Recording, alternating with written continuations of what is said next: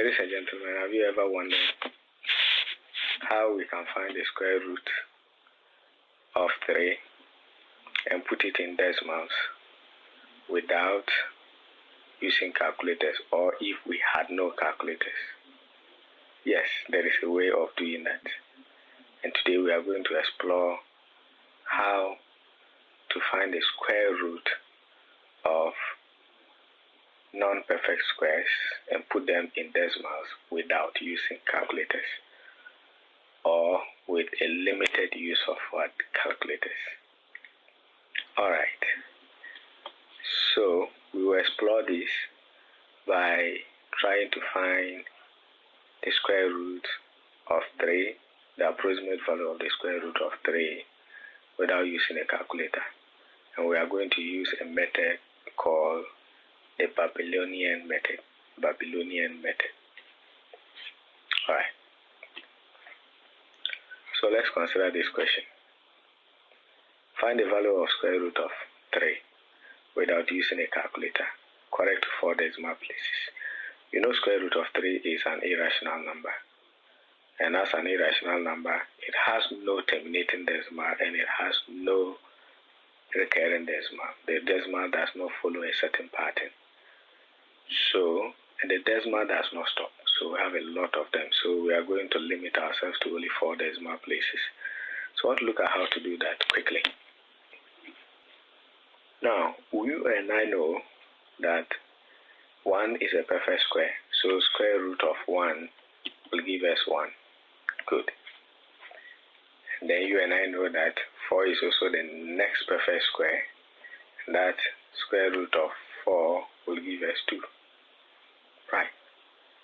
Now, you realize square root of 3 is in between square root of 1 and that of square root of 4. So, we will know that anytime we are going to find the square root of 3, then the square root of 3, the result is going to fall between 1 and 0. The result is going to fall between 1 and 0. So this will help us to guess a value for the square root of 3. So we are going to guess a value for the square root of 3. We'll guess a value that falls between 1 and 2.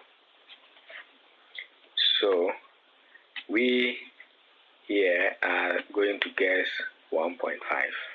So we are guessing 1.5. You can as well guess 1.2. You can as well guess 1.3. You can as well guess 1.55. You can as well guess 1.7. Yes, any of them. Now when we guess this number, this is what we are going to do.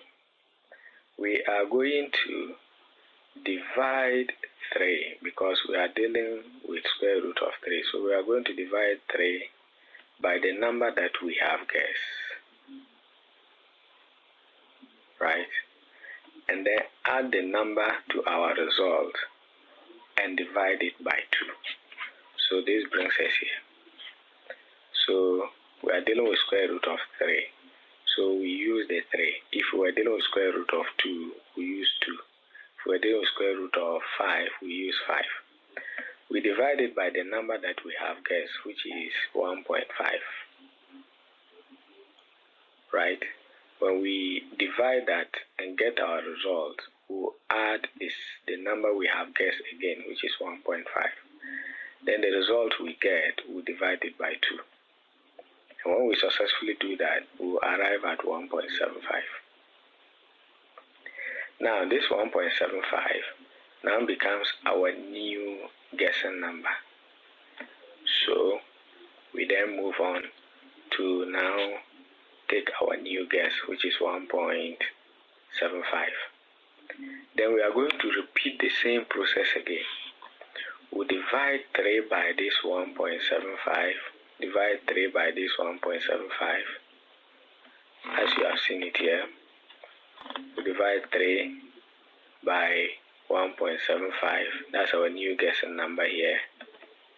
And then we add the 1.75 to our result again.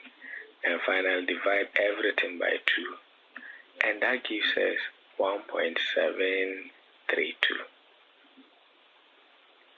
right? That gives us a number that is approximately close to the value of square root of 3. Now, what we do again is to take this number, which is 1.732, as our new guess again. So we guess 1.723 and repeat the same process again. So we divide 3 by our new guessing number. Remember, we are using this 3 because we are dealing with square root of 3. If we were doing square root of 2, we'll be using a 2. If we were doing square root of 5, we'll be using a 5. So divide that 3 again by our new guessing number, which is 1.732.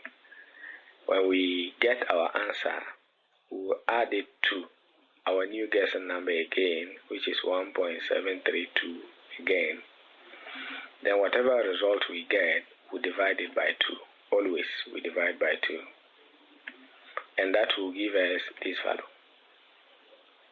You see that? So we're told to find the value of square root of 3, leaving our answer in 4 decimal places. So considering this value here, which is 1.73205, we can write our answer in 4 decimal places as 1.7321. 1 because this is up to 5, so we'll run a 1 ahead. So we'll get square root of 3 is approximately 1.7321. That is correct to 4 decimal places. If we don't want to stop at 4 decimal places, it means that we are going to continue.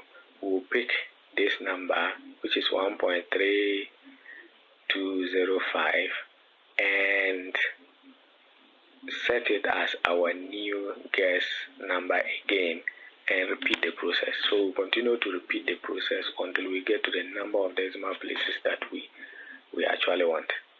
So this is the value of square root of 3 in 4 decimal places.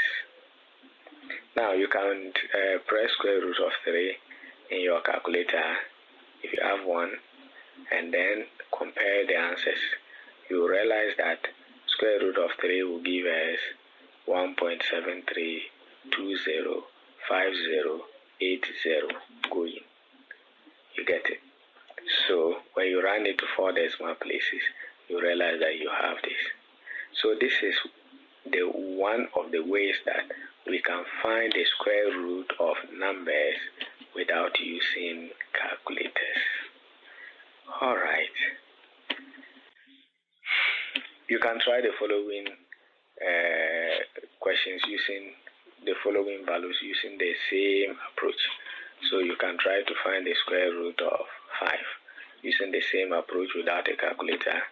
Then square root of 7 using the same approach without a calculator. Square root of 2 using the same approach without a calculator. And then square root of 6 using the same approach, and then as many as you can.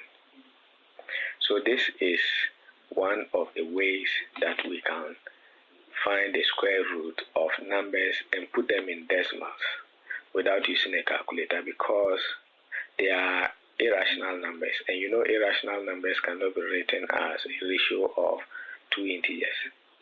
And when that happens, it becomes very difficult to put them in decimals without the use of calculator. So today we have learned on how to do that, and I hope this has helped. Try these ones, and then you can leave your answers or leave your challenges at the comment section, and then we'll address them later. But don't forget to subscribe. Thank you for watching.